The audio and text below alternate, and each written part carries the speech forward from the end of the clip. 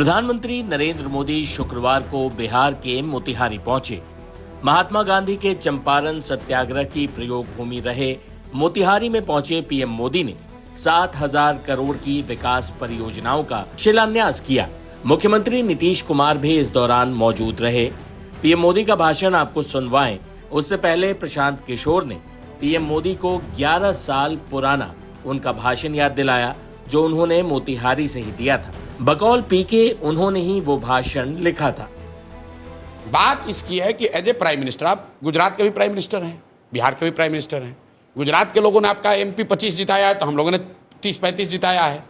एक बार बिहार के लोगों को भी तो बताओ भाई कि भाई तुम्हारे यहाँ चीनी मिल कब लगेगा, तुम्हारे यहाँ इंडस्ट्री कब लगेगी, बिहार के बच्चों का पलायन कब रुकेगा, बिहार के लोगों का शिक्षा कब सुधरेगा। बिहार में आप वो बात ही क्यों नहीं करते? काम नहीं कर पाए वो छोड़िए, उसका बात भी नहीं कर रहे हो, क्योंकि ये प्री नोशन है कि बिहारियों को क्या चाहिए भाई, 4 किलो अनाज दो। मधुबनी में आए मोदी जी, तो सुनिए ना सुनिए, मोदी जी आए अभी मधुबनी में, उनके मुंह से निकल गया या उनके लिखने वालों ने गलती कर दी। उन्होंने कहा कि सहरसा से, अपने हिसाब से बहुत बड़ी घोषणा की है, सहरसा से आधुनिक वंदे भारत ट्रेन चलेगी जिससे श्रमिक परिवार के लोग आसानी से यहाँ से बॉम्बे और सौराष्ट्र में जाकर मजदूरी कर पाए, उनको जाने में सुविधा होगी।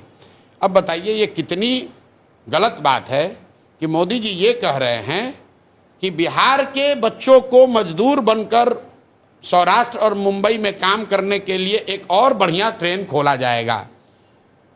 ट्रेन खुले, लोग ताली बजा रहे हैं, प्रशांत किशोर इसका विरोध कर रहे हैं, हमें ऐसी ट्रेन नहीं चाहिए। तो बैठे नहीं, सुनिए, ना काम हो ना कुछ नहीं हो, लेकिन हमें ऐसी ट्रेन नहीं चाहिए जहां पर हम लोग के बच्चे जानवर की तरह बैठकर मजदूरी करने जाएं।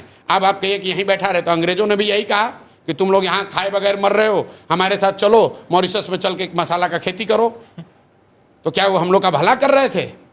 आप मोदी जी का भाषण सुनाइए जब वो गुजरात में ये कहे कि भाई गुजरात से श्रमिक परिवारों के लिए आधुनिक वंदे भारत ट्रेन चलेगी जहां से कि आप बॉम्बे में जाकर काम कीजिएगा, चाहे मनमोहन सिंह जी हो या मोदी जी हो। मनमोहन सिंह सुनिए, पंजाब कोई भी आदमी, मनमोहन सिंह जी इतने बड़े इकोनॉमिस्ट थे, हार्वर्ड में गए ना पढ़ने के लिए, क्या फर्क पड़ता है? उनको ये समझ नहीं थी कि बिहार की स्थिति क्या है, उनकी समझ तो होगी। उनको ये समझ नहीं थी कि यहाँ पर बिहार में क्या चल रहा है, बिहार की इकोनॉमिक स्थिति क्या है। उनको देश की इकोनॉमिक स्थिति की समझ थी, बिहार की समझ नहीं थी।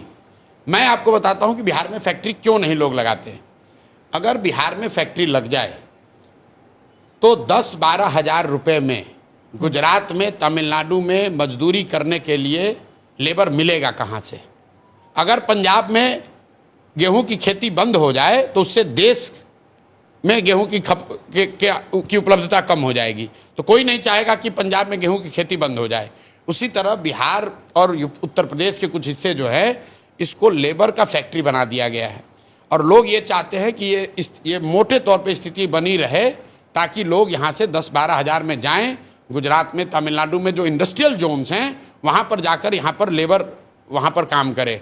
अगर बिहार में फैक्ट्री लग जाए, ऐसा आप तो मोदी जी को खूब जानते हैं, मोदी जी अगर कह दें तो किस उद्योगपति की आज देश में इतनी हिम्मत है कि वो बिहार में उद्योग नहीं लगाएगा? और आप बताइए, मोदी जी का भाषण 14 में हमने लिखा है, मैं आपको कोट कर देता हूँ। मोतिहारी में मैंने उस समय मोदी जी से कहलवाया, मोदी जी ने कहा कि इसी चीनी मिल से के बनी हुए चीनी से चाय पीऊंगा तब बिहार लौटूंगा, तब वोट मांगने आऊंगा। 14 में कहा था, नहीं बना। अरे भैया, मोतिहारी चीनी मिल का जमीन एक एक टुकड़ा बांट दिया गया, बेच दिया गया और खरीदने वाले आधे से ज्यादा भाजपाई हैं। आपके कैमरे पर कह रहा हूं, फिर कहेगा कि मानहानि का दावा करेंगे। आधे से ज्यादा मोदी जी के पार्टी के लोगों ने उस मिल के जमीन को बेच लिया, हड़प लिया। उसके बाद मोदी जी वहां 4 बार गए, लेकिन गलती मोदी जी की नहीं है, गलती बिहारियों की है, मोतिहारी के लोगों की है, क्योंकि 14 के बाद 3 चुनाव हुआ और तीनों बार भाजपा को ही मोतिहारी में फिर जिता दिया। और इस बार नहीं जिताएगा, इस बार सबक सिखाएगा, उनको दिखेगा। अब आपको पीएम मोदी का मोतिहारी का आज का भाषण सुनवाते हैं। पीएम मोदी ने इस दौरान बिहार और पूर्वी भारत के विकास के लिए अपनी योजना और अपने सपने साझा किए। राधा मोहन सिंह जी मुझे हमेशा चंपारण आने का मौका देते रहते हैं।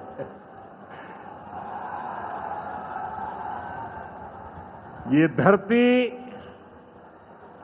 चंपारण की धरती है। इस धरती ने इतिहास बनाया है। आजादी के आंदोलन के समय में इस धरती ने गांधी जी को नई दिशा दिखाई। अब इसी धरती की प्रेरणा बिहार का नया भविष्य भी बनाएगी। आज यहां से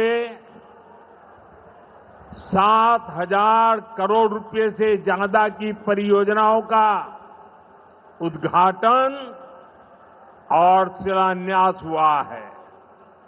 मैं आप सभी को और सभी बिहार वासियों को इन विकास परियोजनाओं की बहुत बहुत बधाई देता हूं। यहां एक नौजवान पूरा राम मंदिर बना करके ले आया है। क्या भव्य काम किया है। मुझे लगता है वो मुझे भेंट करना चाहते हैं।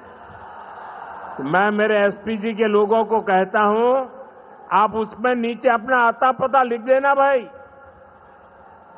मैं चिट्ठी लिखूंगा आपको, ये आपने बनाया है। हाँ, मेरे एसपी जी के लोग आ जाएंगे, उनको दे देना। मेरी चिट्ठी जरूर मिलेगी आपको। मैं आपका बहुत आभारी हूं कि सीता माता का जहां स्मरण नित्य होता है, वहां आप मुझे अयोध्या की भव्य मंदिर की कलाकृति दे रहे हैं। मैं आपका बहुत आभारी हूं नौजवान साथियों। 21वीं सदी में दुनिया बहुत तेजी से आगे बढ़ रही है। एक समय जो ताकत केवल पश्चिमी देशों के पास होती थी, उसमें अब पूरब के देशों का दबदबा बढ़ रहा है, भागीदारी बढ़ रही है। पूरब के देश अब विकास की नई रफ्तार पकड़ रहे हैं।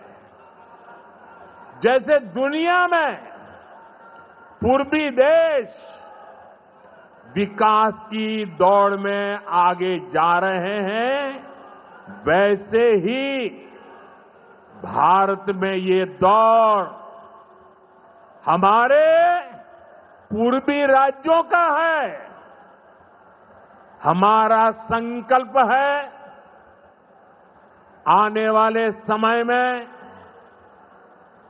जैसे पश्चिमी भारत में मुंबई है, वैसे ही पूरब में मोतीहारी का नाम हो। जैसे अवसर गुरुग्राम में है, वैसे ही अवसर गया जी में भी बने। पुणे की तरह पटना भी, वहां भी औद्योगिक विकास हो। सूरत की तरह ही संथाल परगना का भी विकास हो। जयपुर की तरह जयपालगुड़ी, जलपाईगुड़ी और जाजपुर में भी टूरिज्म के नए रिकॉर्ड बने। बेंगलुरु की तरह वीरभूम के लोग भी आगे बढ़े। भाइयों बहनों, पूर्वी भारत को आगे बढ़ाने के लिए हमें बिहार को विकसित बिहार बनाना है।